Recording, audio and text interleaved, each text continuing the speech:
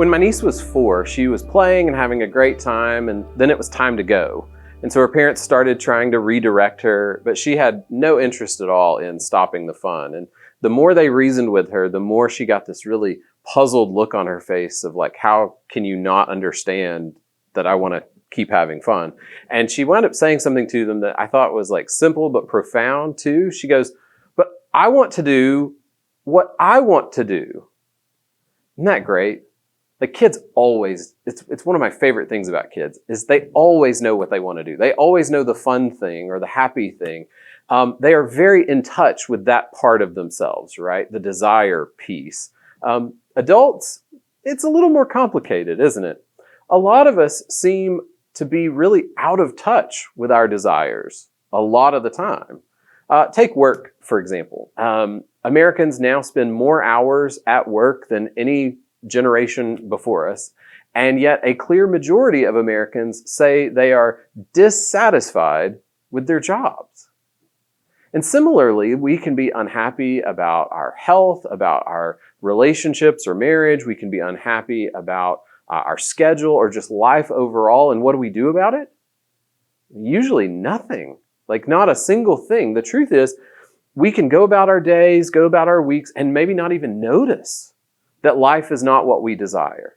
We just get used to it, right? How are you? Oh, I'm fine. How was today? Oh, same old, same old.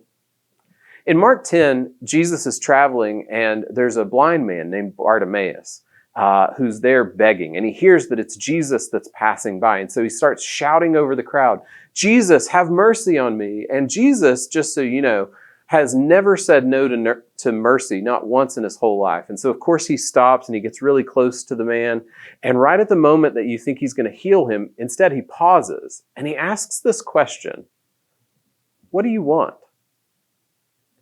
Now, Jesus is obviously aware of Bartimaeus' need. He's assessed the situation. So why does he ask this question? It's a really vulnerable thing to speak out loud what you want, isn't it? Maybe Jesus asks because he thinks that what we desire is important. I have this mentor that comes from the world of social work, and like if you need a test of are you an adult or not, she says the fundamental skill, the fundamental thing about being an adult is to know what you want and how to ask for it. So back to Jesus and his question for Bartimaeus.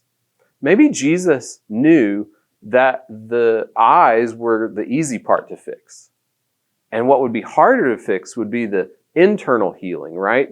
All the years of being stepped on and ignored and treated as less than. I mean, that's why Bartimaeus was having to beg there in the beginning. So he asks Bartimaeus to be vulnerable, to put it out there, to speak it, to risk wanting something. And he does. Bartimaeus says, "I want to see." And instantly he's healed. The desire is spoken and it's fulfilled. And by the way, if you think that's the only time Jesus asks that question, "What do you want?" It's not. It seems to be a question he really likes. But I wonder if Jesus came to us today and asked, "What do you want?" if we might have to reply, I'm not sure. Because see, when you grow up, we kind of get out of touch with our desires. And if there's not a particular affliction that you're suffering from, we kind of quit thinking about it altogether. I mean, we might be aware of our superficial wants, like I could really go for a cheeseburger right now. But are we aware of our deeper longings? Of course, there's a lot of reasons why we quit thinking about what we want. First of all, we're just super busy. Most of us don't have a lot of time to sit around and ponder. Beyond that, there's, of course, disappointments. We have all had hopes in the past that didn't pan out, and so it's a risky thing to hope again. And then, of course, there's the fear, right? The vulnerability of wanting and saying what you want. But another big piece of this that's really important for us to discuss is that a lot of us have been convinced that faith means giving up your desire. Like that being holy, it means not having too much passion or joy because those are dangerous. And what we ought to instead is just have a lot of obligation. The church historically has tended to be pretty suspicious about desires. isn't thinking about what you want selfish? Shouldn't we be content? We can feel a lot of guilt about our wants. And then, of course, there's doesn't desire just lead to sin? Aren't we, as followers of Christ, supposed to crucify our desires and quit thinking about what we want all the time? Now, it's certainly true that some of what we want, maybe even a lot of what we want, is in conflict with God's will, okay? There's no way around that. Some desires are dangerous. Some desires are harmful. Some desires are sinful. But haven't you also had experiences where God creates a desire in you and you just know that He's drawing you closer to Himself?